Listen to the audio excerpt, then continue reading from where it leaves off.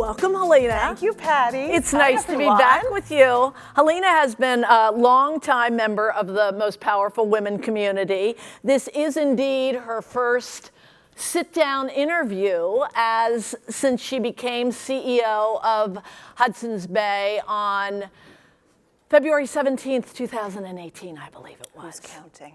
Yes.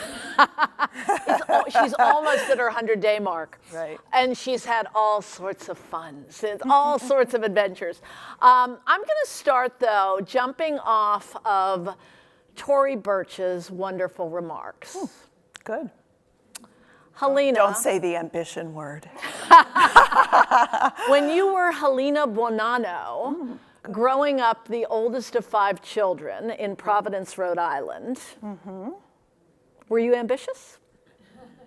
Yes. Of course I was. But we didn't say that word, so I understand Tory's discomfort. I was very ambitious. I grew up in a family with high expectations. My dad worked and ran a company, and my mother stayed home. And actually, I would say more of my ambition came from my mother than my father. Because my mother was born, I always say my mother was born 5 years too early. If she had been born 5 years later, she would have had a rocking career, and she really wanted that for all of us. It was a big part. I'm one of 4 girls and a boy, and she really wanted all of us to have a career. So you went to Harvard, and then you took a job at Goldman Sachs. Yes. Briefly. And then at Goldman Sachs, if only they could have kept her, you know? And then you were at Tiffany briefly, and then you decided to go to Harvard Business School. Right. And so tell me about, how were you thinking about your choices coming out, and your ambition coming out of Harvard Business School? Well, maybe I'll go to Goldman Sachs, because when I was in college, I had no idea what I wanted to do. And I went to a session on Goldman Sachs at Harvard, and I was really impressed. And I learned so much there. But one of the things that for me that I really took away was that the people who made it to the top of a place like Goldman Sachs, my impression anyway, Dina, I could be wrong, was they would go home on the weekends and they would think about cool new financial derivatives. And I was like, that is really not me. But what I did tap into when I was at Goldman was I discovered that maybe I loved marketing, because I worked on selling the deal. We took the Spanish telephone company public in the United States, and I loved selling that deal and telling the story of why it made sense. And so at the end of that, I decided I wanted to tap into that, and I also wanted something that I could hold on to. I needed something more tangible. So Goldman was amazing. They hooked me up with Tiffany's, and I had a relatively boring finance job at Tiffany, but I really got to know the merchants. And I was just so impressed with the merchants. And for me, what was exciting about retail was it was this amazing marriage of data, because I'm actually a math geek, and intuition. And so for me, it felt like it tapped into something that was exciting for me. And so for my whole career, and as I advise young women, I'm always trying to think about tapping into what makes you spark and what your special strengths are. And sometimes I was good at that and sometimes I wasn't, but it has been a thread for me through my career.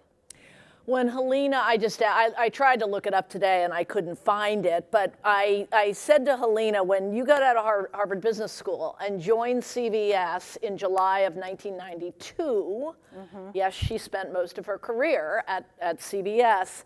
How big was CVS? And you believe it was about $4 billion in sales. $4 billion in revenue. So this will surprise everyone in the room.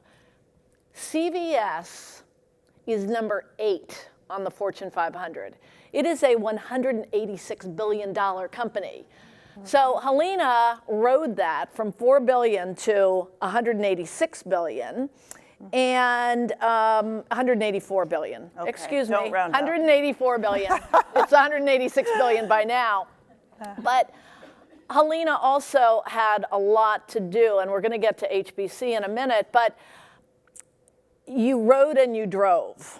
You drove that growth in very significant ways. And this is a very general question, but what did you learn at CVS about building a fast growth company? I always tell people that it is so exciting and fun to be an entrepreneur in a big company. And I really had that gift.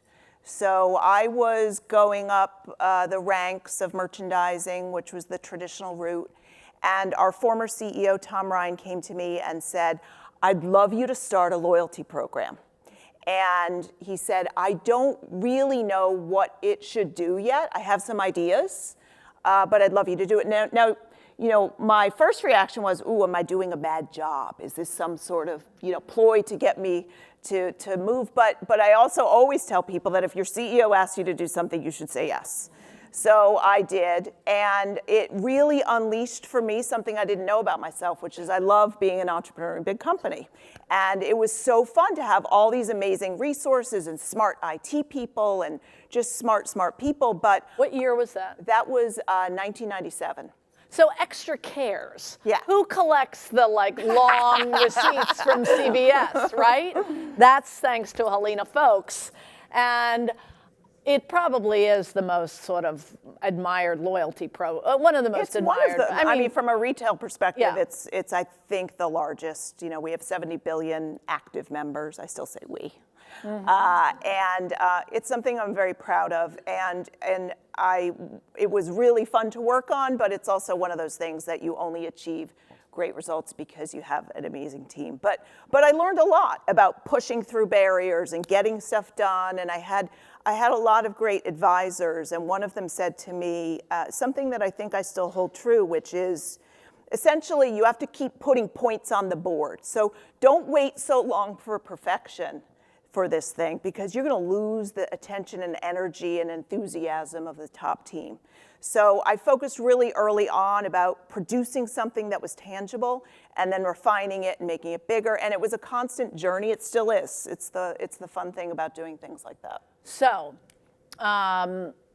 early, you tell me, you got a call from a headhunter before Christmas, after Christmas. What was you landed in February at HBC. How did this happen?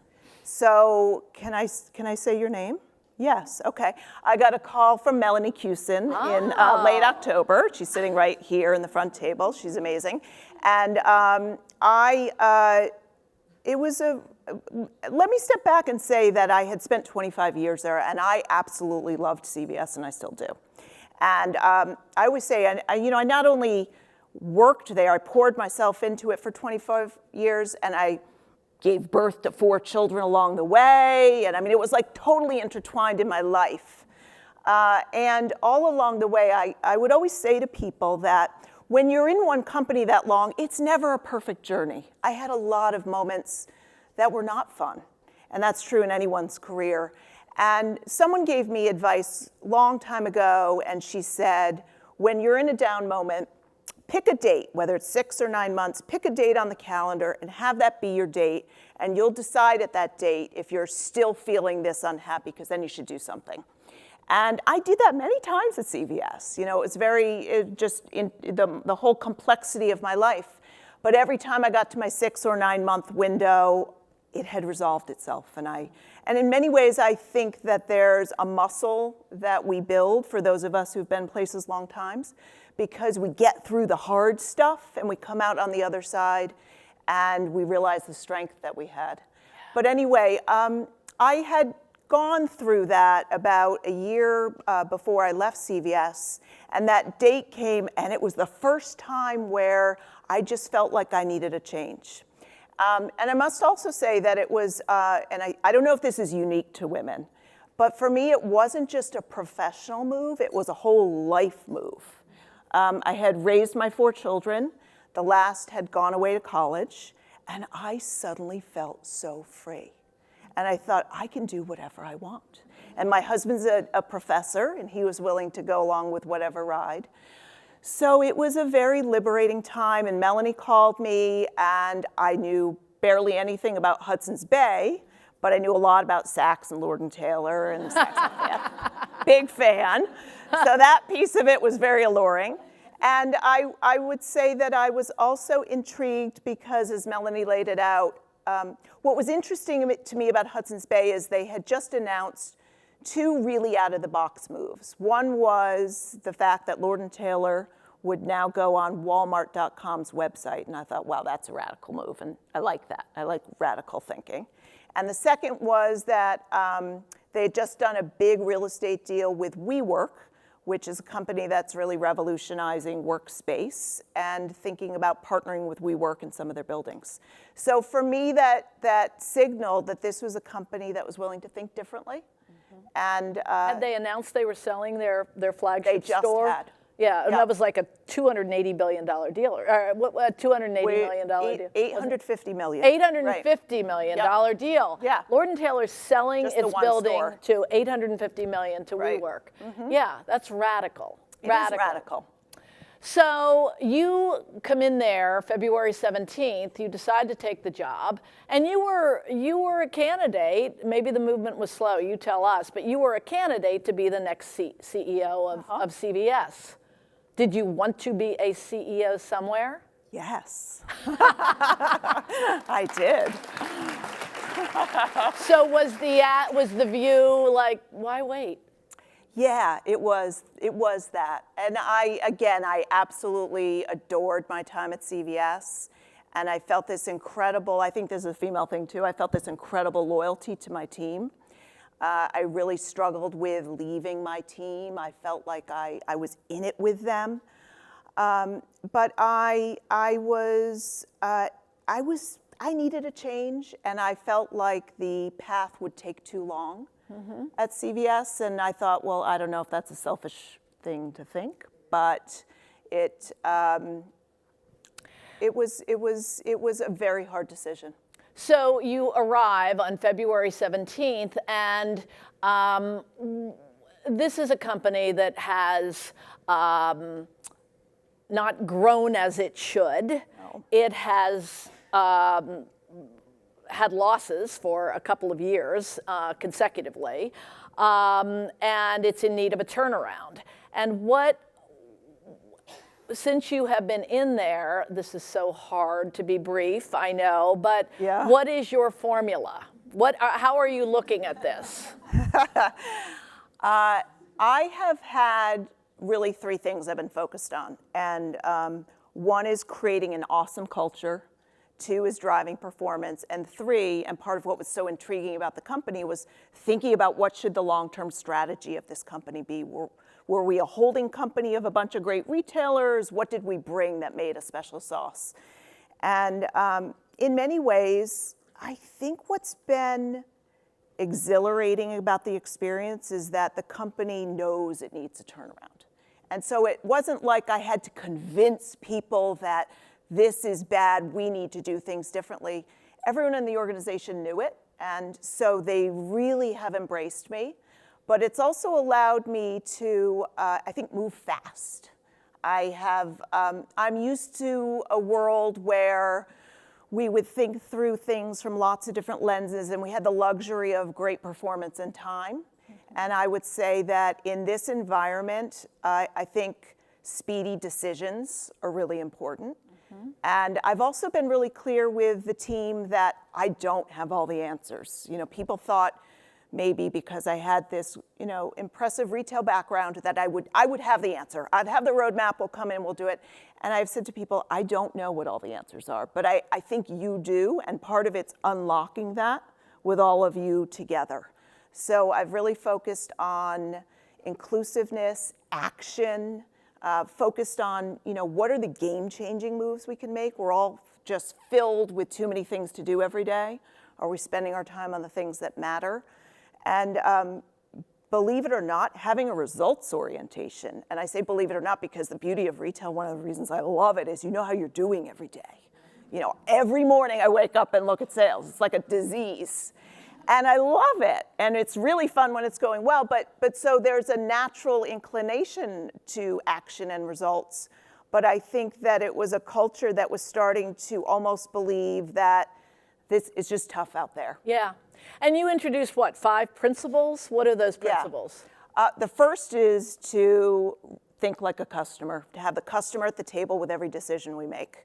And that sounds basic, but people were so excited about that because they knew we weren't doing things that were always customer focused. Second was to have an action orientation. Third was to focus on game-changing ideas that we could work on. The fourth was to be inclusive and transparent in our decision making. And the fifth was to focus on results. Speaking of acting quickly, I want to mention one thing that's very important to everyone in this room who is running a company or on a corporate board.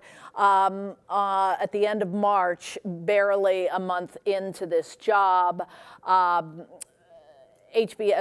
Bay, Saks and Lord & Taylor was very seriously hacked.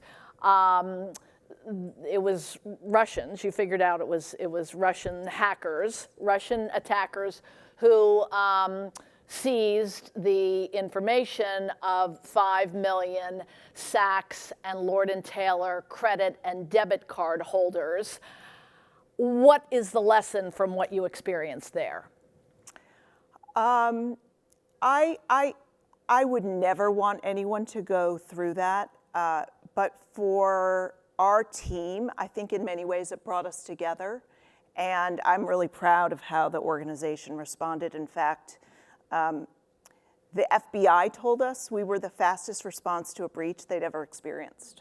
And that's due to great planning on the part of the team well before I got there. They were prepared.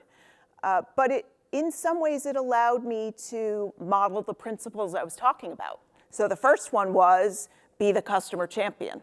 If you're going to be the customer champion in the middle of a data security incident, it means that you have to be as transparent as you can be with your frontline associates who are the ones really communicating with your customers.